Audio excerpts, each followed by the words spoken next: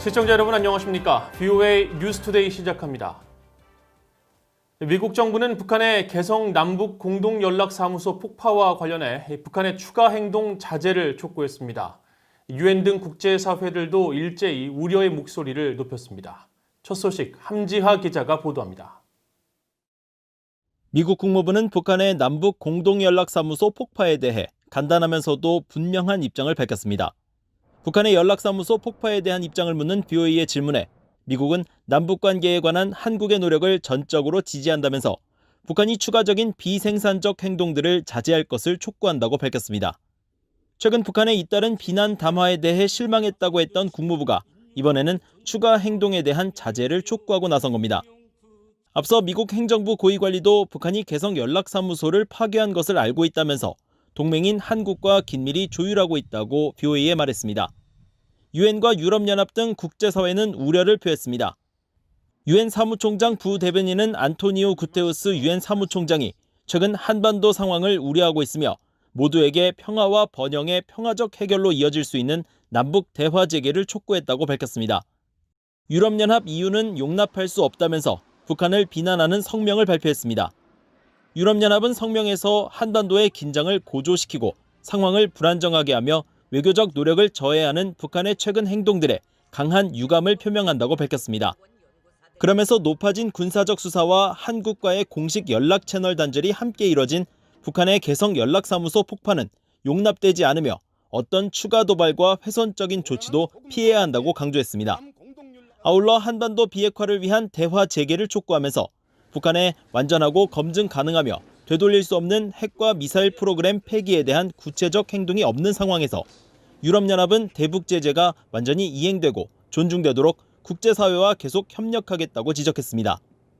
스위스 외교부는 최근 남북 긴장 고조 상황을 예의주시하고 있다며 한반도 문제의 평화적 해결을 위한 남북 대화가 필수적이라고 강조했습니다. 스가 요시히데 일본 관방장관은 미국과 한국 등과 협력하면서 필요한 정보 수집과 분석을 실시하고 정세를 주시하면서 경계 감시에 전력을 기울이고 있다고 말했습니다.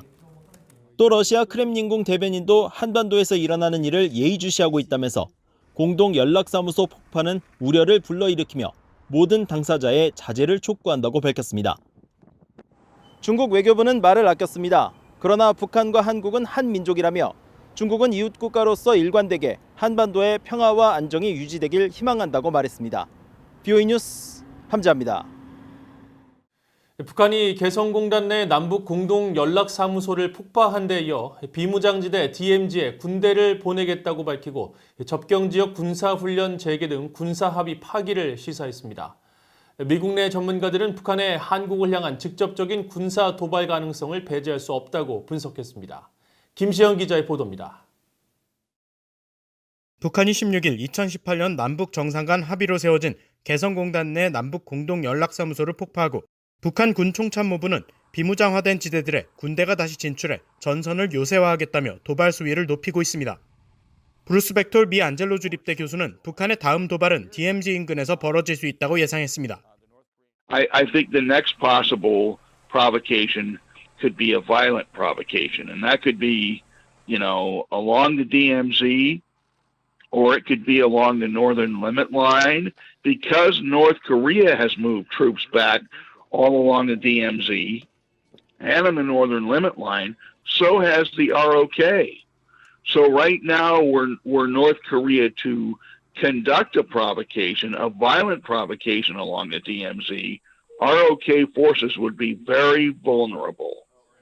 에번스 리비어 전 미 국무부 동아태 담당 수석 부차관보는 북한이 군사행동을 예고한 만큼 북한이 DMZ 내 GP를 다시 만들어 점령할 수 있다면서 특히 DMZ를 따라 배치된 한국군을 향해 북한이 전술 단위의 소규모 도발이나 서해수역에서의 도발을 감행할 수 있다고 지적했습니다. 또 대북전단이 띄워진 한국 내 지점을 타격할 가능성도 배제할 수 없다고 덧붙였습니다. 한미연합사 작전참모 출신 데이비드 맥스웰 민주주의 수호재단 선임연구원은 최근 북한의 행태는 북한의 협박 외교의 하나일 수 있다고 분석했습니다. But I think North Korea is still trying to conduct blackmail diplomacy by only conducting provocations and raising tension to get political and economic concessions. Blame South Korea for its problems. 또 이번 연락사무소 폭파는 북한 영토 내에서 이루어졌지만 한국에 분명한 메시지를 준 매우 가시적이고 강력한 도발이었다고 지적했습니다. 브루스 베넷 랜드연구소 선임연구원은 북한의 이번 도발은 한국 문재인 대통령 핵심 정책에 대한 직접적인 공격이라고 지적했습니다. 또 연락사무소 폭파를 통해 한국을 압박하며 미국이나 다른 나라들과 북한 가운데 어느 한쪽을 선택하라는 신호일 수 있다며 전형적인 북한의 미한동맹 균열 의도로 분석했습니다.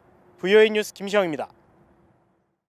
마크 에스퍼 미국 국방장관은 북한의 최종적이고 완전하게 검증된 비핵화, 즉 FFBD와 한반도의 항구적 평화 목표를 위한 미국의 노력을 거듭 강조했습니다. 에스퍼 장관은 15일 미국의 인도태평양 전략과 동맹에 관한 싱가포르 언론 기고글을 통해 미국은 안보 협력과 정보 공유, 훈련 등에 대해 인도태평양 지역의 동맹과 파트너 국가들과 함께 긴밀한 관계를 구축하고 있다며 이같이 밝혔습니다. 에스퍼 장관은 또 중국을 중국 공산당으로 지칭하면서 미국이 인도태평양 지역에 자유롭고 개방된 체계를 수호하기 위해 노력하는 와중에도 중국 공산당은 그것을 약화시키고 재편해 주변국에 악영향을 끼치려는 시도를 해왔다고 지적했습니다. 그러면서 미국은 인도태평양 국가들의 일원으로 이 지역이 모두에게 자유롭고 개방된 상태로 남아있도록 보장할 것이며 중국을 비롯한 위협에 맞서 한국 등 영내 모든 동맹 국가들과 지속적으로 협력해 나갈 것이라고 강조했습니다.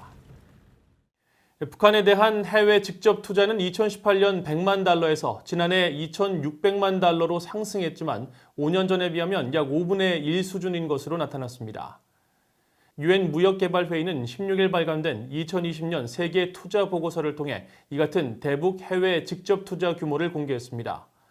보고서에 따르면 지난 2014년 대북 해외 직접 투자는 1억 2천만 달러 규모로 최근 6년간 가장 높았지만 북한의 핵미사일 시험이 이어졌던 2016년과 2017년에는 각각 7,900만 달러, 8,900만 달러 규모로 줄었으며 특히 2017년 해외 직접 투자 규모는 1,300만 달러의 적자를 보였습니다.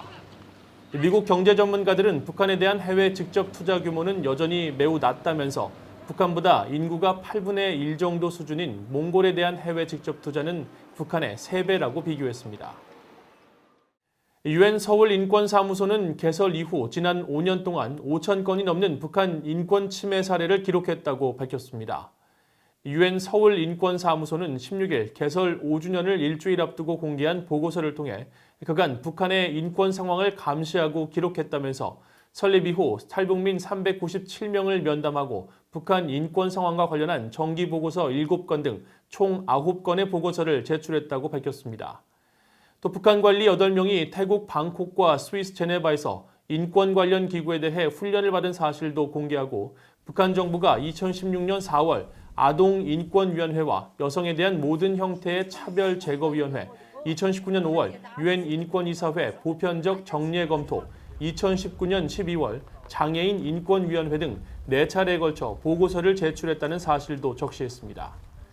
유엔 서울인권사무소는 2014년 유엔 북한인권조사위원회의 조직 설치 권고에 따라 이듬해 6월 23일 서울에 현장 사무소를 설치하고 북한의 인권 상황을 감시하고 기록을 보존하는 등 북한 인권 문제에 핵심적인 역할을 수행하고 있습니다. 이상으로 VOA 뉴스투데이를 마칩니다. 시청해주신 여러분 고맙습니다.